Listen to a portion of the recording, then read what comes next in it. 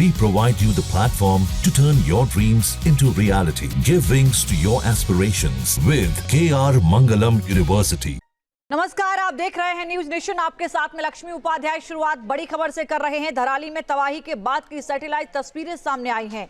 सैलाब आने से पूरा गांव मलबे के ढेर में तब्दील हो गया है। सैलाब ने धराली गांव को अपनी चपेट में ले लिया। भागीरथी नदी तक पहुंचा है पहाड़ों का मलबा। धराली में आपदा के बाद सैटेलाइट तस्वीरों में तबाही के निशान देखे जा सकते हैं। ये तस्वीरें आप देखिए, दो तस्वीरें इस वक्त आपके सामने हैं। एक तस्वीर,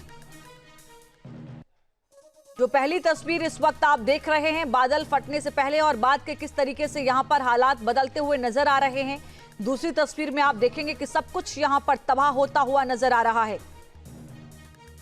तस्वीरों में तबाही के निशान देखे जा रहे हैं। ली गई तस्वीरों में एक इस हादसे से पहले की तस्वीर, जबकि दूसरी तस्वीर आप देख रहे हैं हादसे के बाद की है। इस तस्वीर में दिख रहा है कैसे 7 अगस्त को एकाएक आए सैलाब ने पूरे गांव को अपनी चपेट में ले लिया।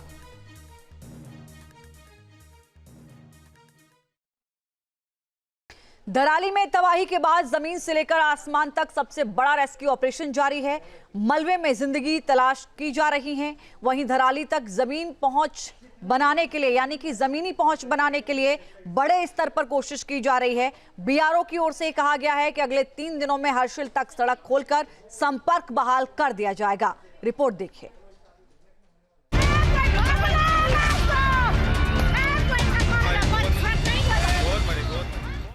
बड़ी तबाही और सबसे मुश्किल रेस्क्यू ऑपरेशन। टूटे पुल और ध्वस्त रास्ते को तैयार करने में जुटे सेना के जवान। जमीन से आसमान तक जिंदगी की सबसे मुश्किल जंग।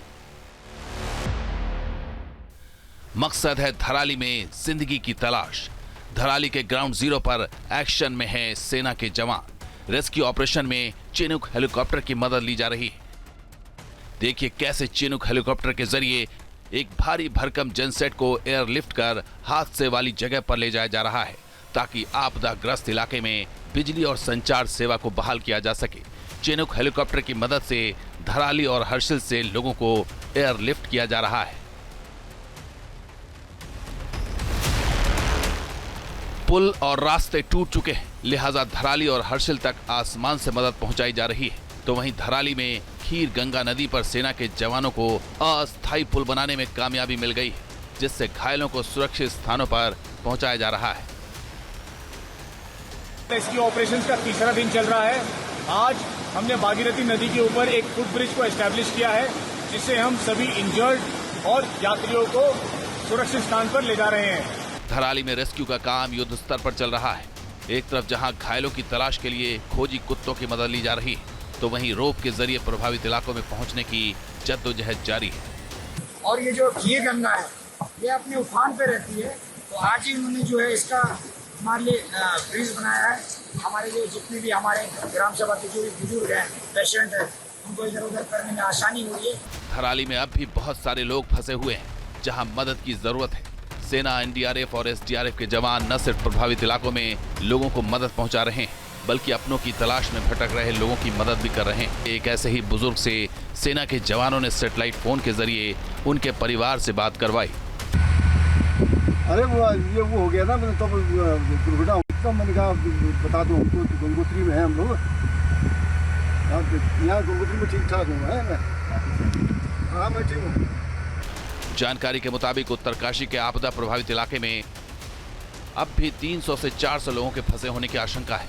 रेस्क्यू के काम में 225 सैनिकों, 61 हेलीकॉप्टर्स की मदद ली जा रही है। चिनूक और MI-17 हेलीकॉप्टर के अलावा रेस्क्यू के काम में 5 नागरिक हेलीकॉप्टर्स की भी मदद ली जा रही है। तो वहीं गंगोत्री में फंसे लगभग 200 पर्यटकों को भारतीय सेना और ITBP के जवान खाने पीने की चीजों समेत तमाम मदद पहुंचा रहे हैं।